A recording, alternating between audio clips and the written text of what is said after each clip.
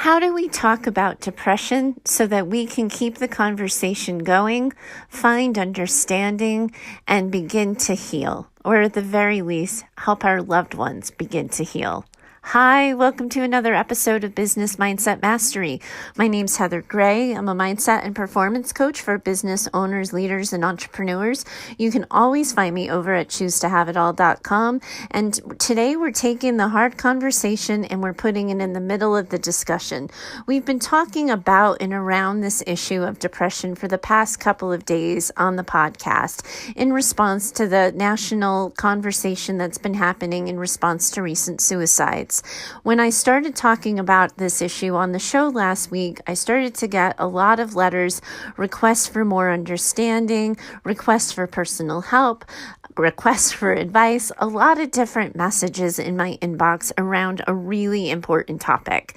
I'm a clinically trained therapist and social worker. I've been in the business for 20 years, so it felt like I had a personal responsibility to offer advice, direction, and information that mattered and would move the conversation forward. So to do that, I had to take some time to stop and think about how I wanted to do that.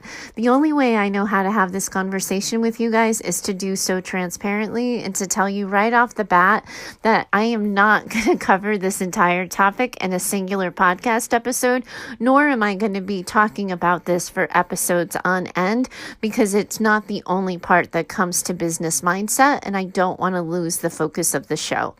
I'm not going to be answering each specific letter also, because in many of the letters I've received or many of the questions I got, I didn't feel as though I had enough specific information to be able to give as concentrated advice as you're used to typically hearing from me.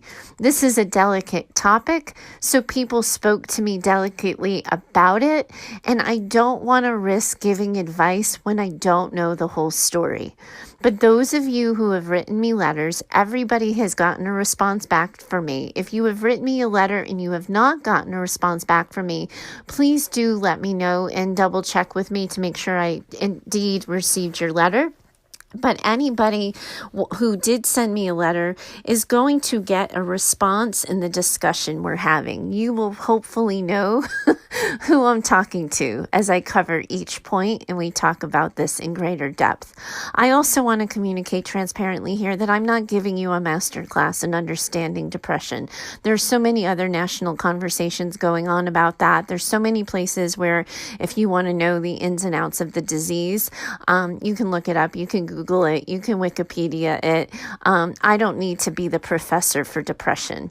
What I do need to do, I think, and what's incredibly apparent from these letters, is I need to help people understand it on a level that isn't being talked about in the news feeds, because there's too many contradictory beliefs. There's all of these messages to people who have loved ones who struggle to reach out, to ask, to show up, to deliver meals, to make people go to the movies, to, do X, Y, Z. And then there's people who are depressed who are saying, you don't even know I'm depressed because I look incredibly high functioning. I'm sitting in your business meetings. I'm sitting at your dinner table, and you would never know because I always present as if I have my stuff together. Then there's, people who are saying, but don't ask me to do anything because the symptom of depression is that I don't want to do anything. And it's this constant contradiction of what the right thing to do is. And as a result, the well-meaning, well-intentioned friend or loved one has no clue what to do. The depressed client or person suffering, is so willing to try something new, so willing to do something differently, but they have no idea what they're supposed to be doing because some people are telling them to use different essential oils. Some people are saying you need medication. Some people are saying you need, therapy. Other people are saying you don't need therapy. You need coaching. There's so many different approaches to this.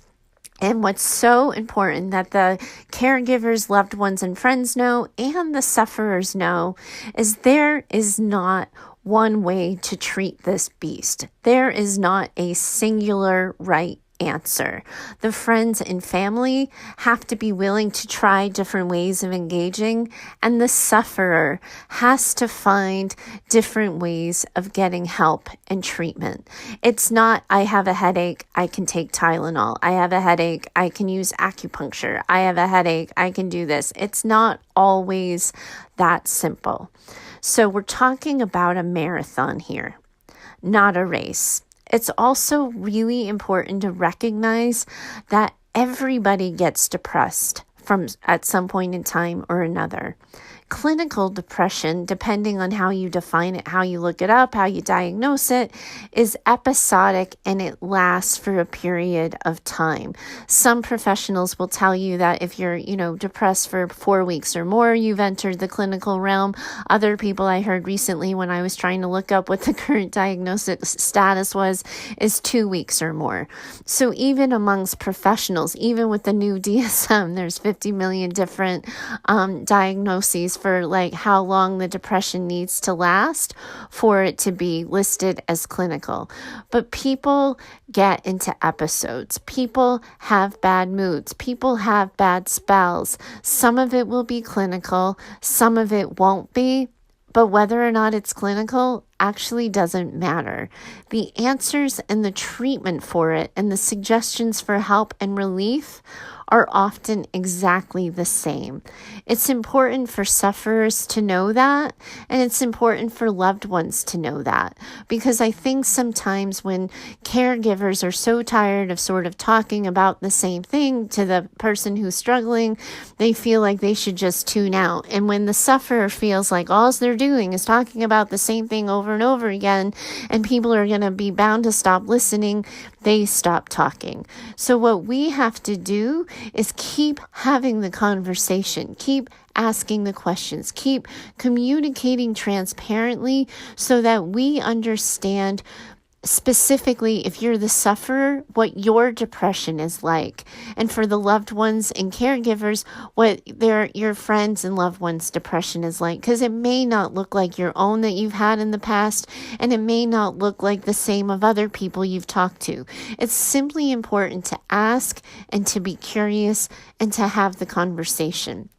So often we don't have the conversation because we don't know what to say. The theme is always going to be, and you hear me say it on the show over and over again, communicating transparently. The thing that we need to recognize and know, regardless of whether or not we are the sufferer or the loved one, is that depression fractures the lens through which the sufferer looks at the world. So the symptoms of depression, the lack of motivation, the low self-esteem, the low drive, the increase in eating, the decrease in eating, the increase in sleeping, the decrease in sleeping, the sort of negative, quote unquote, negative outlook on life, the pessimistic life, all of those things exist because depression fractures the lens through which people look at the world. And that's why there's a disconnect between the depression sufferer and the loved one, because the loved one is looking at the world through a very different lens. So as a result, they don't understand the sufferer because they're not seeing the same picture. And then the sufferer feels further isolated, further disconnected because they're not understood. And then they don't experience the validation. They think the world is ending. They think it's awful. They think there's no point to doing anything. And their loved ones are like, what are you talking about? It's a nice sunny day. We can go for a drive. We can go for a walk. Come on, get up, get out of the house. And the sufferer is like, what are you talking about? It's so bad out there. Why would I want to go out there? And that disconnect creates conflict. It creates sort of, I think, a little bit of resentment from a lack of understanding on both sides. It creates confusion. It creates a sense of being lost for both the loved one and the sufferer. So much of it is about saying out loud, I know you see the world like this right now. I need you to know that this is how I'm seeing it. And that goes true for loved one or sufferer. You've got to talk to people about the way you're looking at the world and say, given how you're looking at the world, given how I want to help, what can we do together to get you relief? And that's the other thing that I think is really important for everybody involved to know and to understand is we are not looking at any point in time in any singular interaction to move someone from depressed to not depressed. That is a marathon process with a lot of mile markers on the road, even if we're talking about a 2-week episode or a 2-year episode. That what we're working on when we're trying to reach out, when we're trying to help, or when we're accepting an outreached hand, when we're accepting help, is to feel less bad, to feel less heavy, to feel less weighted down. We're just looking to offer or experience moments of relief. One of the reasons why this is such a hard conversation is because of people's expectations. I thought, like, if I did this, if I showed up, if I gave you a full free day, if I did X, if I did Y, you would be feeling better. Why don't you feel better? Or I thought if I had a full day to do this and I got to do that and this problem went off my back, I would feel better. Why don't I feel better? Treating depression is a marathon. Understanding depression is a marathon.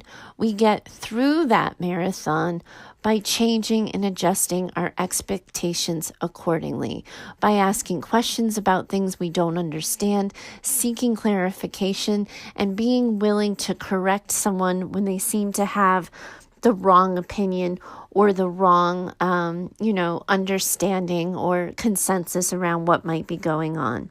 It's also really important to understand that treatment does help, but there is such a thing as treatment-resistant depression.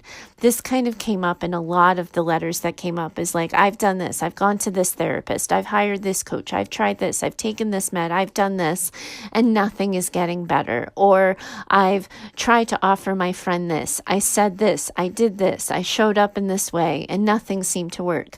It's important to know that sometimes you are dealing with treatment-resistant depression. It is my bias, it is my strong opinion that when you've sought several professionals, when you've tried several different things, that you get a full, complete diagnostic workup using a medical model. Once you do the medical model, you can decide your treatment outlook if you want. But if you really, in your gut, looking in the mirror, you're not bullshitting anybody, or you're a loved one watching, and you know that your loved one has tried A, B, and C, and nothing is working, then get the medical professionals involved, because most likely at that point, you are going to need some sort of medical intervention. It's past the point where talk therapy is going to work.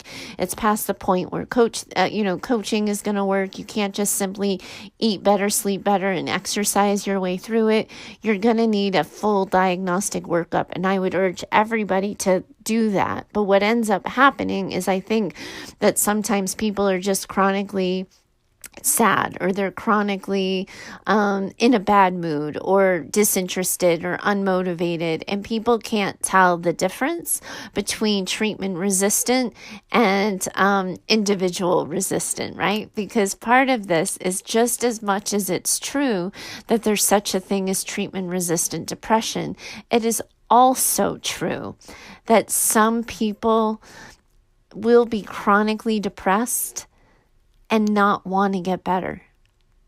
I didn't think I was going to start with such a controversial truth at the beginning of the episode, but that is also a part of it. That I can tell you, sitting in my office as a brick and mortar private therapist for 10 years, I sat in front of several depressed people who didn't really want to get better, because not just because their lens is fractured because they're depressed and they're looking at the world differently, but depression becomes the devil they know.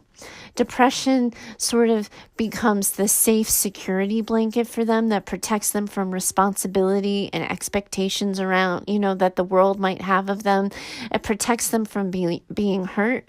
But more than anything, staying depressed protects the sufferer from being happy again and experiencing the loss of that happiness.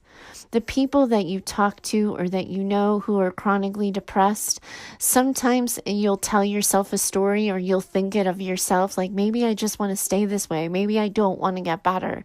And it's because you have gotten so used to being depressed, or your loved one has gotten so used to being depressed, that wellness is scary.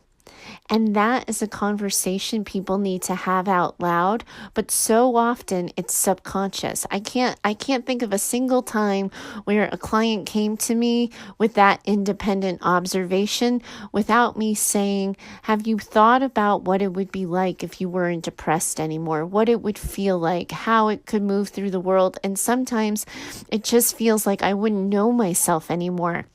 I wouldn't recognize myself. I've been this way for so long. So it becomes that fear of not knowing, what's going to happen on the other side of wellness. For the sufferer, it's scary and it's really confusing because they're like, what the heck is wrong with me? Who chooses depression? And for the loved ones, it's incredibly frustrating to watch. And it's incredibly hard to see somebody chronically make decisions that are not in their best interest. So it's important to have the conversation out loud. And sometimes if you talk about it out loud and you say, I'm afraid of being happy and losing it, you can say, everyone has happiness and loses it. Everybody has their best days and then has worse days after. We don't get to be happy and stay that way uninterrupted because life happens. But the goal is that we teach you how to get to wellness. We support our loved ones in getting to wellness, and that will develop a set of toolboxes and skill sets available so that when life happens, when it gets hard again, the sufferer has more options than they did the first time around. Therapy isn't going to be for everybody. Let me just say that truth out loud. And there's all kinds of different therapies. So part of what creates confusion around this beast and around this animal is the answer for treatment and the answer for resolution just isn't that simple, isn't that clear. There are so many different points of view on this. You can talk to people who are going to do, I believe it's emotionally, I only know it as EFT, but I think it's emotionally focused therapy, and it involves like tapping and mind-body interventions. There's people who do dialectical behavioral therapy, which is simply skills-based. There's traditional psychoanalysis, there's coaching, there's so many different approaches. I am not going to speak to any of those because I don't know enough about them. You could probably tell by my babbling in that particular section that I haven't really updated my worldview on all of the different approaches available in a long time. I can only speak to you from my point of view. And my point of view is that of a cognitive behavioral therapist. So I work with people, and you already know this. You probably don't know the name of it, but just old dogs don't learn new tricks. I just come up with new words for explaining it, but it's basically helping people understand the connections between their thoughts and their feelings and their actions. And a lot of times where I would say is I would sit in my office as the therapist and I would be talking to the client and I would say, I can't talk you out of depression.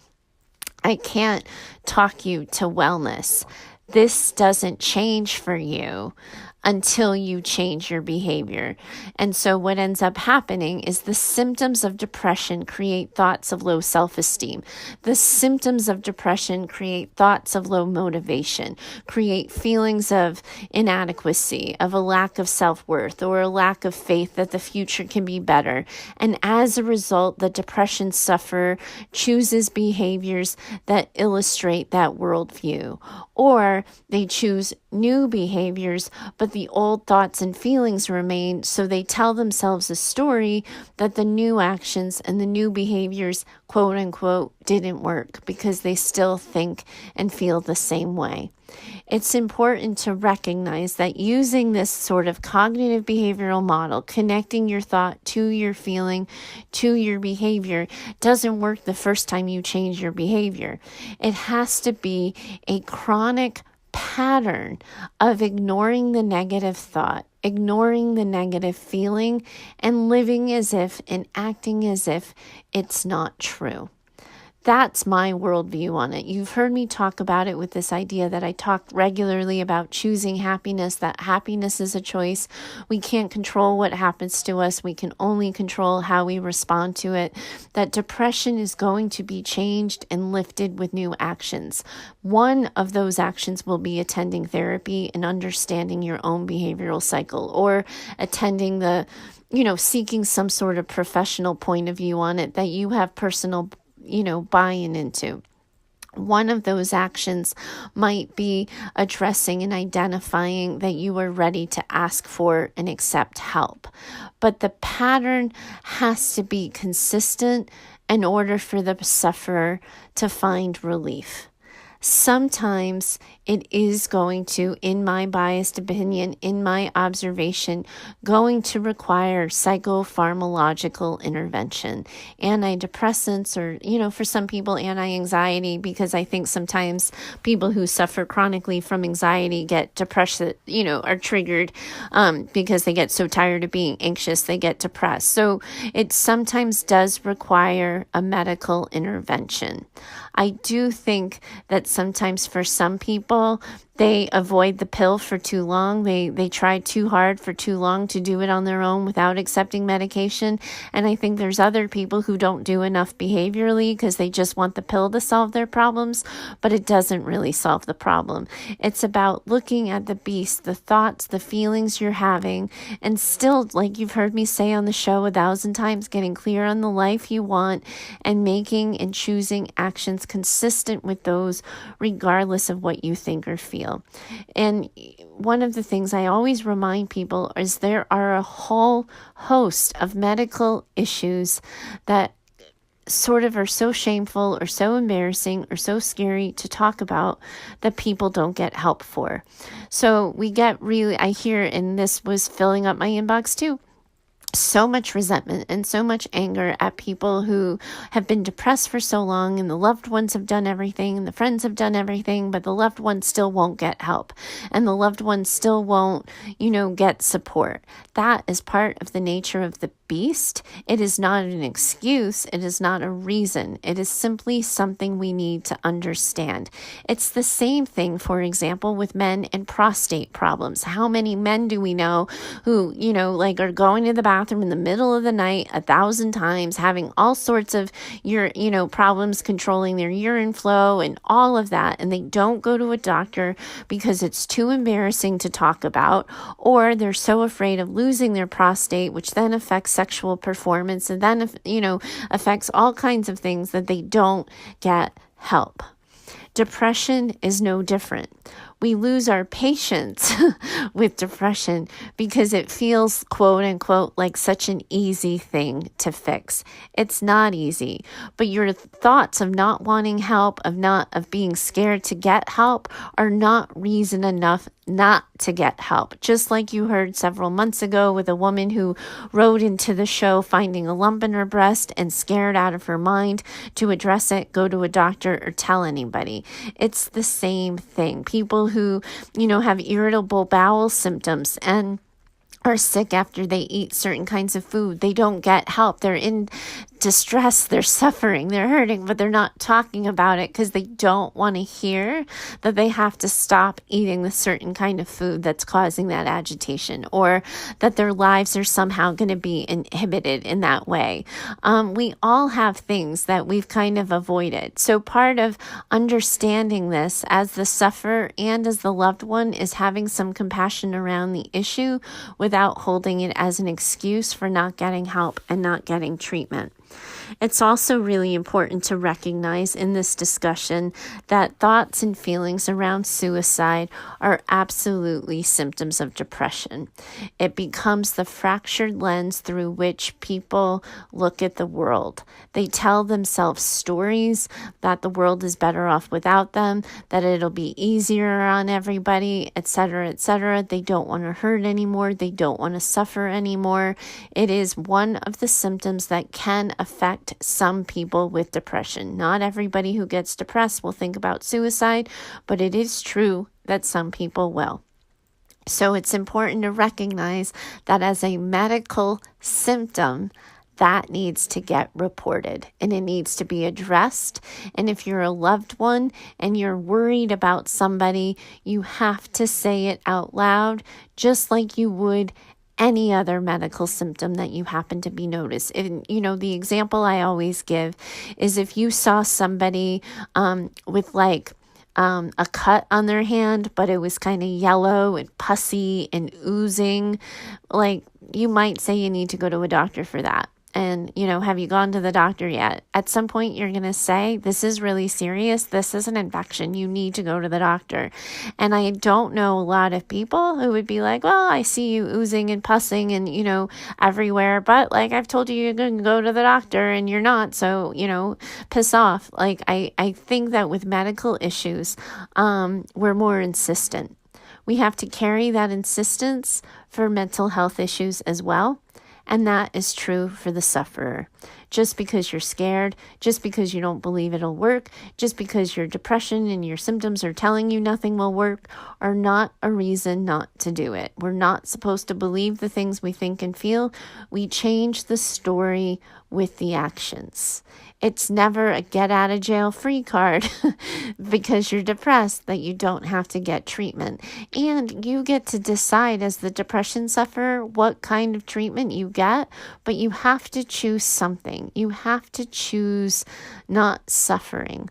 And recognize the natural consequence of repeatedly choosing not to get help means that at some point loved ones are going to set their own boundaries with you.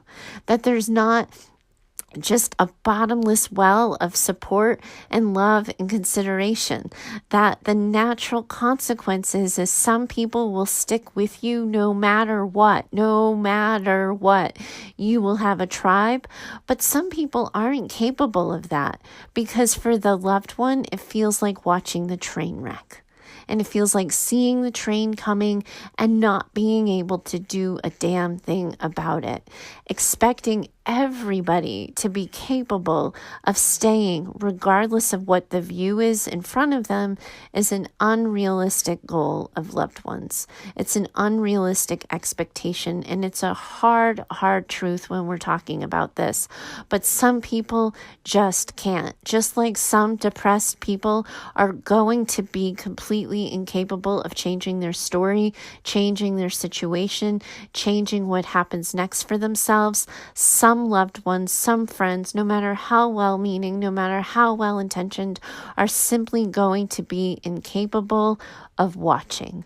And everybody, the sufferer and the loved one, need to find a way to make peace with that. It's an incredibly hard part of this conversation. It's why everybody just wants to send people to the suicide hotline. Why people just want to say, reach out, I'm here.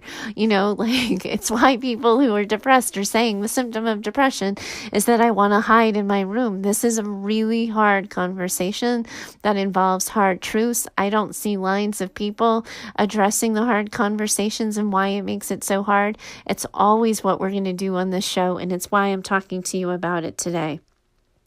It's important to remind everybody, too, that you can't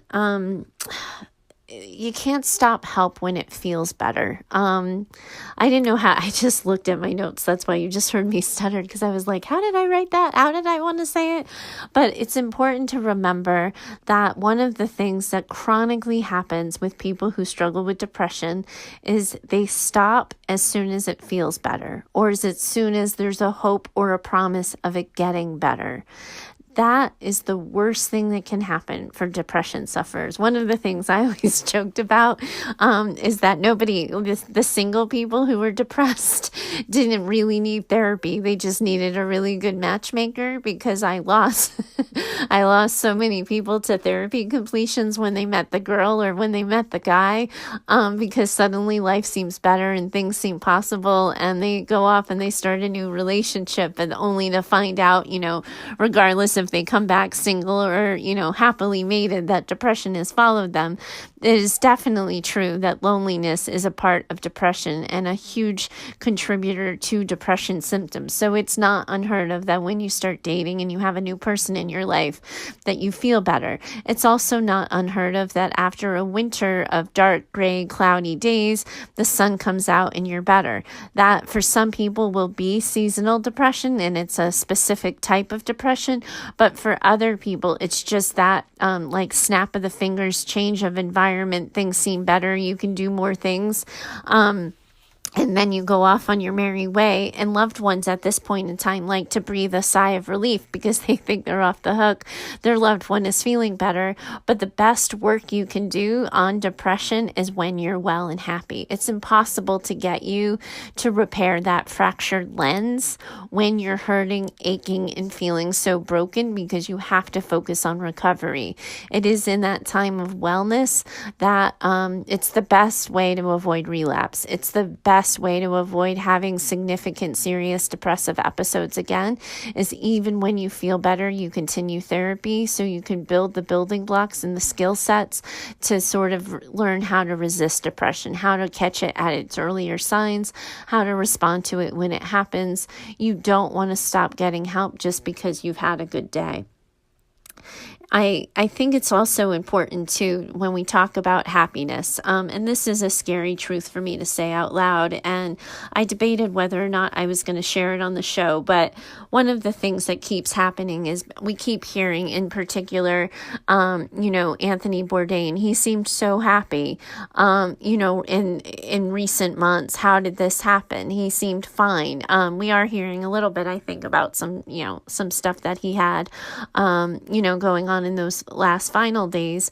But I can also tell you, having worked with people who have struggled with suicide, having intervened in moments where people have made suicidal attempts on themselves, I can tell you that some people are happier because they see their way out and they know it's coming.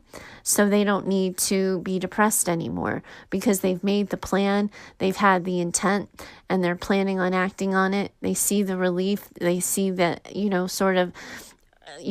light at the end of the tunnel, and they feel better. That's why for some people it catches people off guard. That's why it is so critical, so important that if you think something, say something. If you're worried that a loved one is suddenly getting better and that means that they've somehow come up with a plan, you ask and you say, hey, listen, I'm not looking to add cloud to your rainy day, but I know that sometimes when people have struggled with depression and they're suddenly experiencing a period of wellness, it's because they have a plan on ending their lives. I need to make sure you're okay. So much of it is not having the words. The reason why I'm doing this episode and I'm going into such incredible depth and I'm adding so many points of conversation is to help you have the conversation so it doesn't go back in the dark. It's also, if you are struggling, if you are hurting, if you are someone who is currently thinking suicidal thoughts and feelings, it is so important and so critical that you know my personal experience in those moments of intervening, of people having made an attempt to hurt themselves, and I'm working with emergency staff to stop that. I have to tell you the fear that comes in those last moments and the regret and the not wanting to die. Sometimes it takes the crisis of epic proportions to wake you up to the idea that you have something to live for. I, unfortunately, in the course of my professional career, have been in front of too many people in front of those moments. And I can tell you the number of times I've seen the regret, the fear, and the remorse of recognizing maybe tomorrow would have been better. So all I can say to you is that it's my prayer, my hope, and my wish that you remember that truth as well, because as a professional, it's certainly one of my truths. I also, too, want to really talk to caregivers. I hope, too, that strugglers and caregivers are listening to both sides of this conversation, because at any point in time, you were going to be on both sides of this conversation. Depressed people end up having to take care of other depressed people, and, and vice versa. And caregivers have their own periods of depression.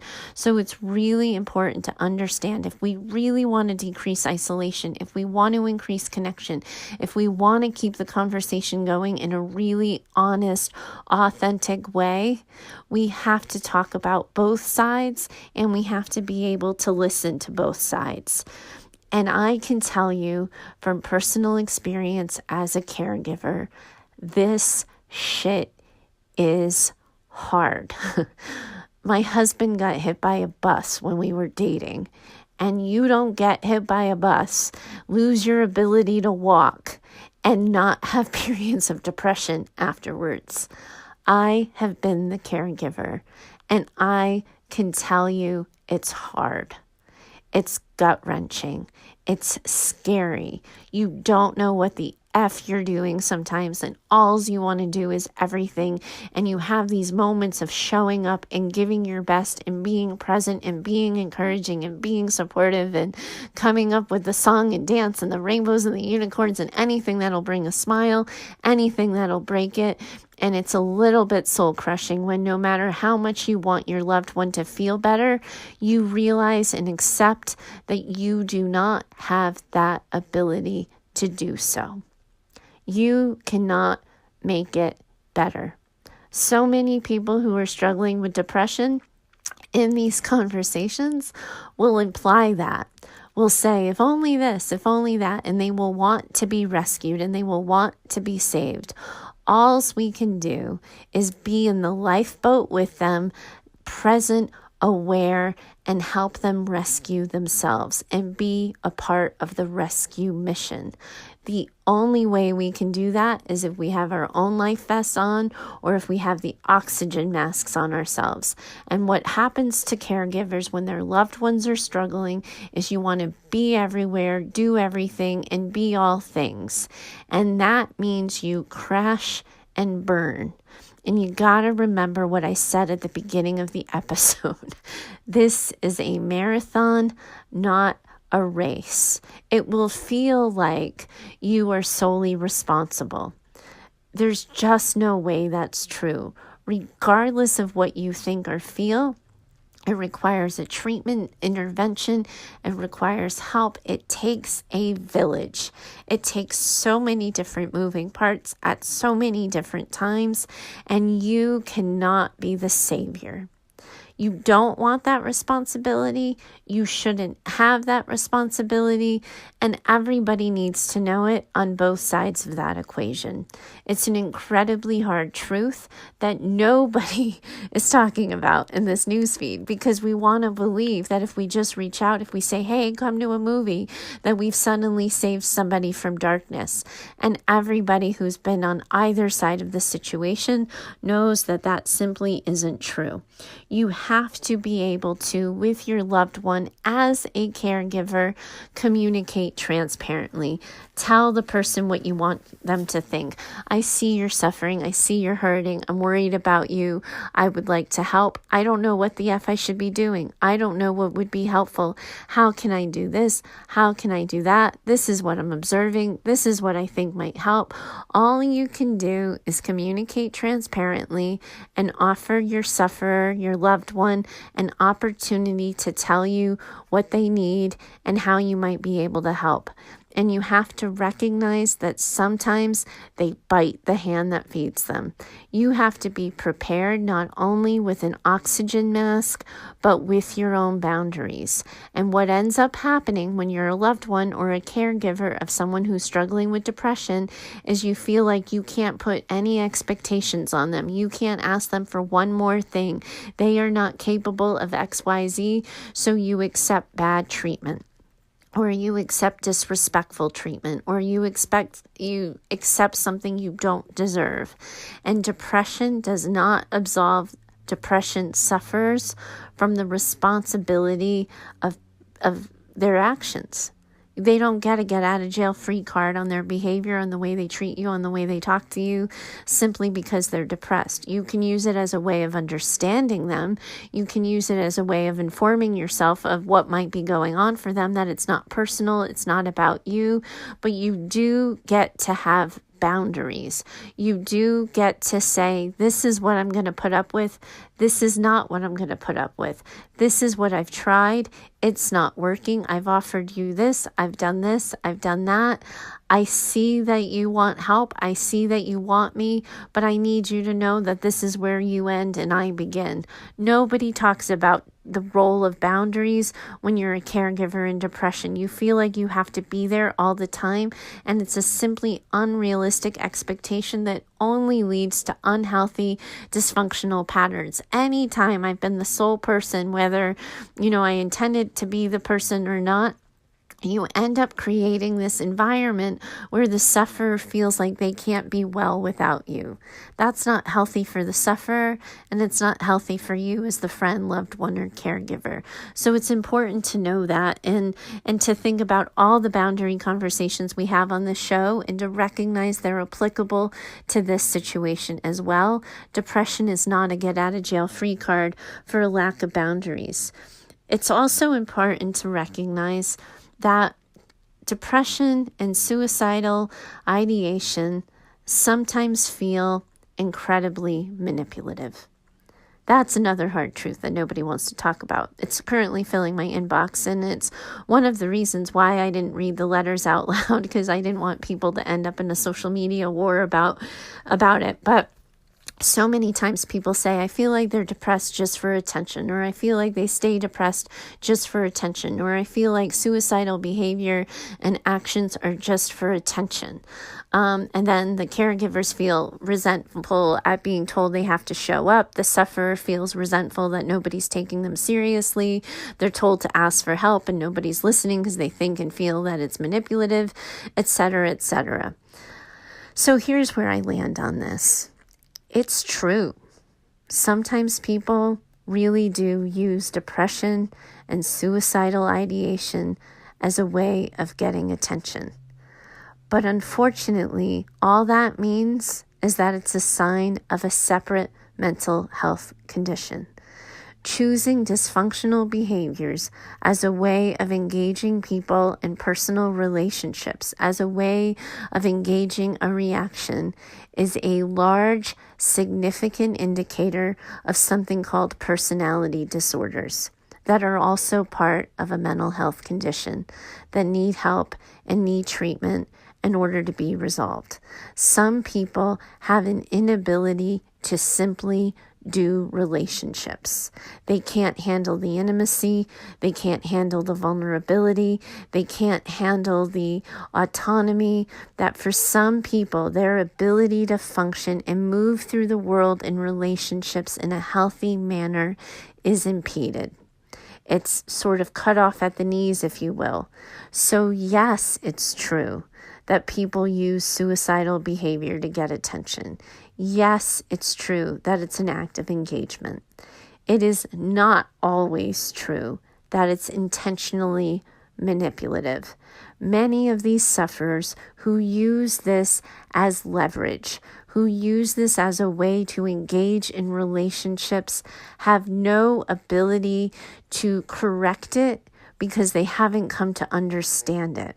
My professional understanding of it and these points is that the sufferer and the person doing it experiences internal tension.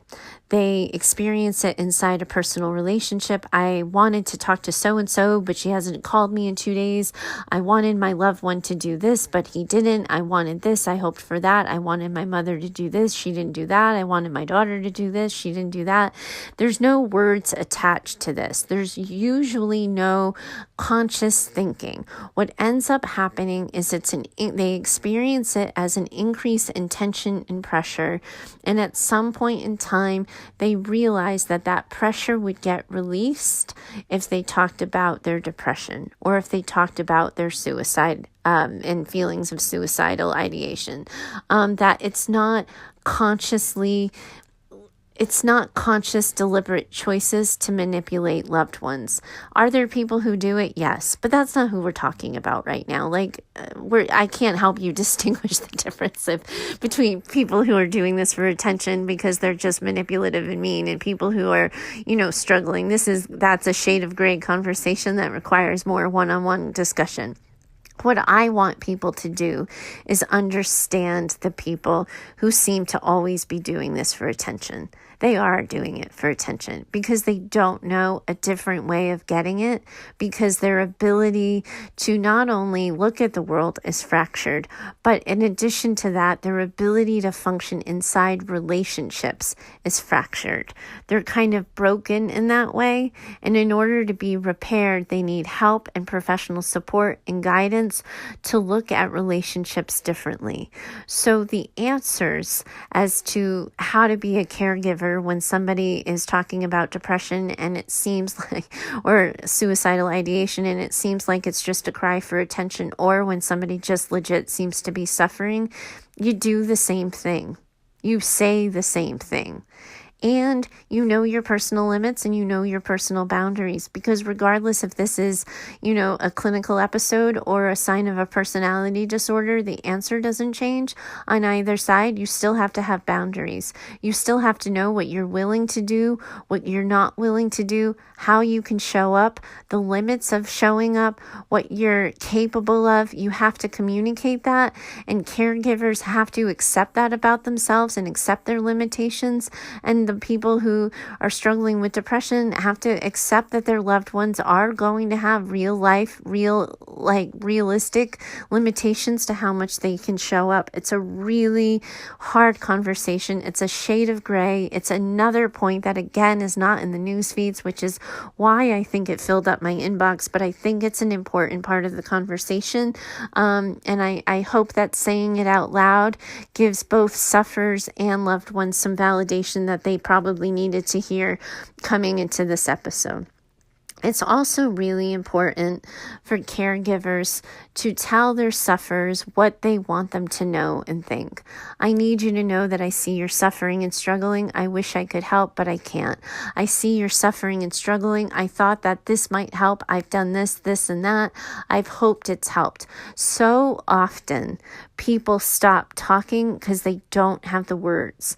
The rule of the day on this show consistently and often is transparent communication. Tell people what you want them to know and think. Stop making assumptions. Don't just be quiet. Say it out loud and give voice to the discussion and see what happens next.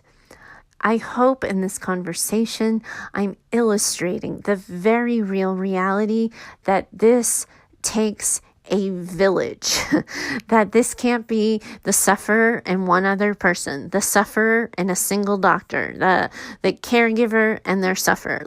This takes a village. It means asking for help, talking about it, problem solving as community members, problem solving as groups of friends, problem solving as family, seeing who can do what, who can show up, how can people be available, how can't they be available, and recognizing that it takes a village. One of my biggest regrets after my husband got hurt is I experienced a sense of abandonment.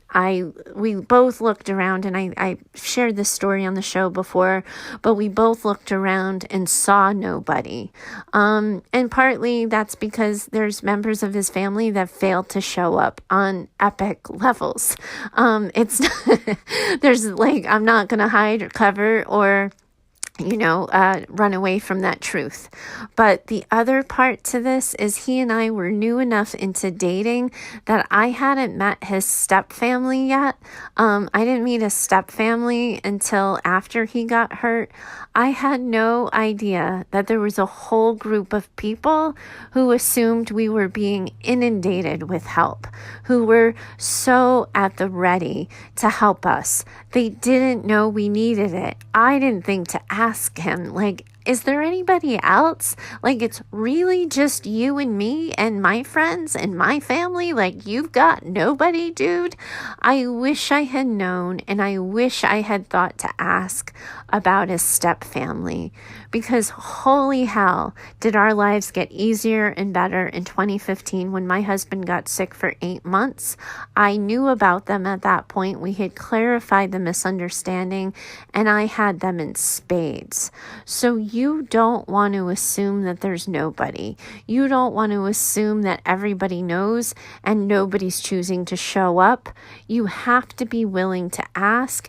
And when it's this issue of depression, we put this like stigma on it, like, oh, this has to be private. So-and-so would never want the whole family to know they're struggling with depression. So-and-so would never want to be the subject of gossip.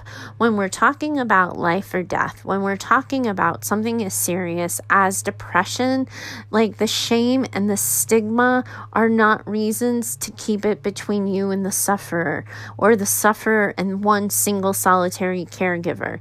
You have to be willing to ask for help. You have to be willing to offer help. You have to be willing to accept help, and to keep that is so incredibly critical to this conversation. I don't even know how that first year after my husband's injury could have been different for both of us if we had simply asked for help. I largely assumed, simply by looking around, that help was nowhere to be found. I really wish I had at least asked the question. He might have said, oh no, there's nobody else. But I literally, because people stopped calling, because people stopped checking in, because I was getting messages of, Heather, you're taking such good care of him. It was like, clearly I was like on an island by myself. It was just me and him. I really wish I had asked as the caregiver, and as the sufferer, I wish he had kind of thought to tell me, really, in all honesty. So you want to recognize it takes a village. You want to ask for help. You want to accept help. And we all have to recognize both the sufferer and the caregiver there are going to be limits to what we can do. The sufferers are going to be limited.